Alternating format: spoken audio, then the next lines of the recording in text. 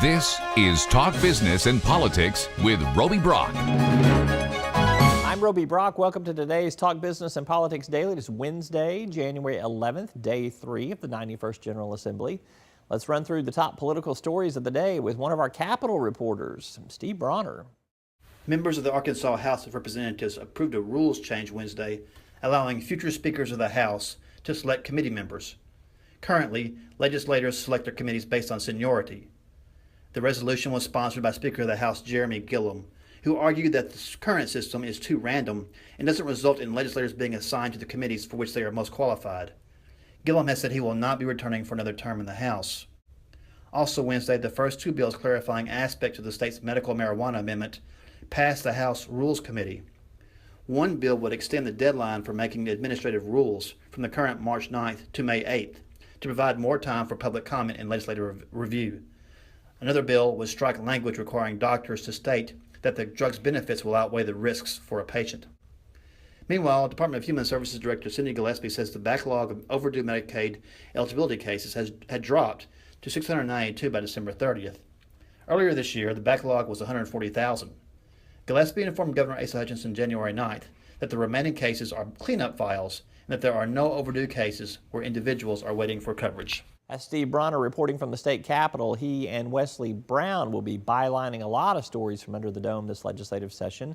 Expect to see more of them. When we come back, a few comments from our one to watch list at this year's legislature, plus our top business stories of the day, and Talk Business and Politics senior analyst Kim Souza on the big announcement last week that Rosalind Brewer would step down as CEO of Sam's Club in February. We're back after this.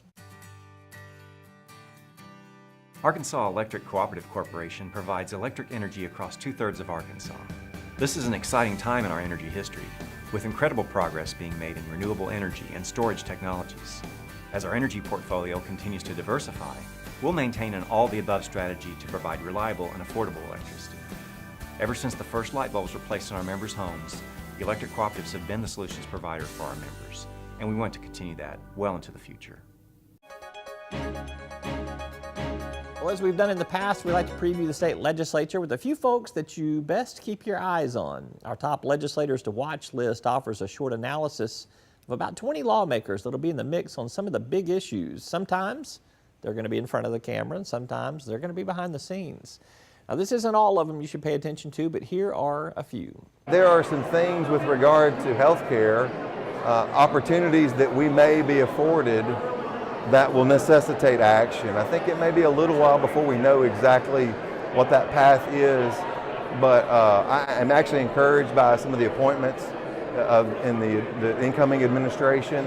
There's some really innovative things that Arkansas has the ability to do that can affect the country with regards to health care, not sort of the government health care, but literally the private sector, where the real reform has been taking place, that we have some opportunities there, and hopefully we'll get an opportunity to consider some of those. May not be able to get through it, but hopefully we'll be able to do that. I'll do more of pushing my issues. I'll do more of pushing bills out. I'll do more of communicating with, certainly I have to communicate with people on both sides of the aisle. I'll do more organizing with constituents, organizing with groups and organizations that need to be heard, and I think they're really going to be the key, more than anything that I can do, more than anything that leadership can do on either side, are bringing the people into the process more. This session is going to be interesting. We just heard the governor talk about a lot of proposals. Certainly the marijuana issue is going to take up a substantial amount of time. I think the biggest thing that we have got to do is take care of business for the state, make sure that we've got jobs for our people and our people are they're safe and secure, and not get sidetracked by issues that at the end of the day don't have anything to do with business. I think what we'll do down here on our end will pretty much do what we've always done, take care of the governor's plan, and then on the back end look at the numbers for the budget, and then we'll just kind of go from there. But the integrity of the committee is very important to me and to the members on the committee, and so I think we'll just work through the process. There are many more legislators that we'll be keeping an eye on during 2017, but those are a few and what they're up to. You can check out our complete list of top legislators to watch on our website at talkbusiness.net. After the break, our top business headlines, and later senior business analyst Kim Souza on Sam's Club CEO Rosalind Brewer's announced departure. What was unusual about it? Find out after this. Circuits turn on the lights by making a connection, by closing the loop. At Entergy, we believe our economy is circular too. What you put in comes back. So we invest billions in new infrastructure, which helps attract new industry, which helps create new jobs. We partner with local communities to electrify the economy. And together, we power life. Entergy.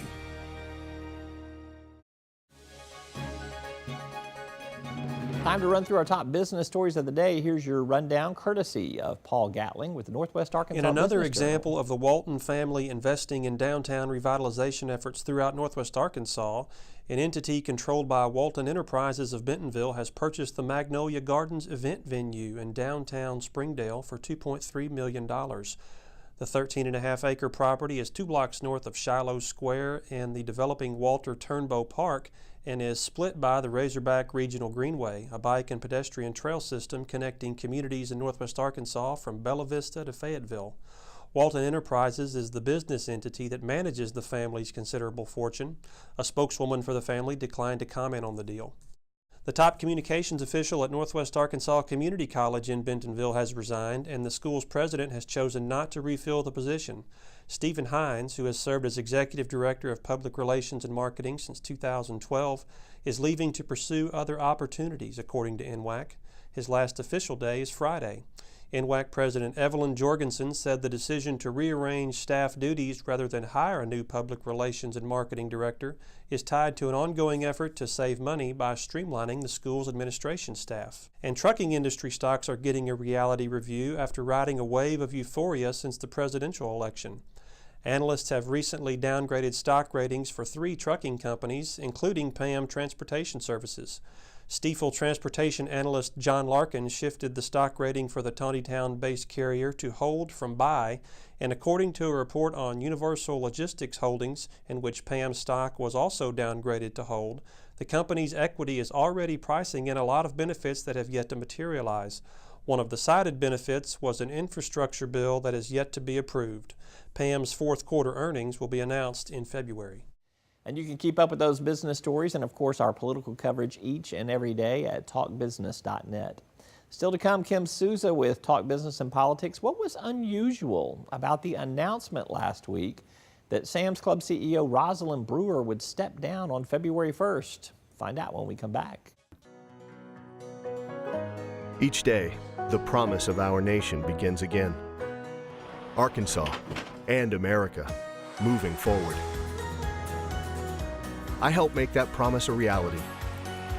It's not for everyone, but people everywhere depend on us. Trucking delivers, or everything stops. And that's what drives me.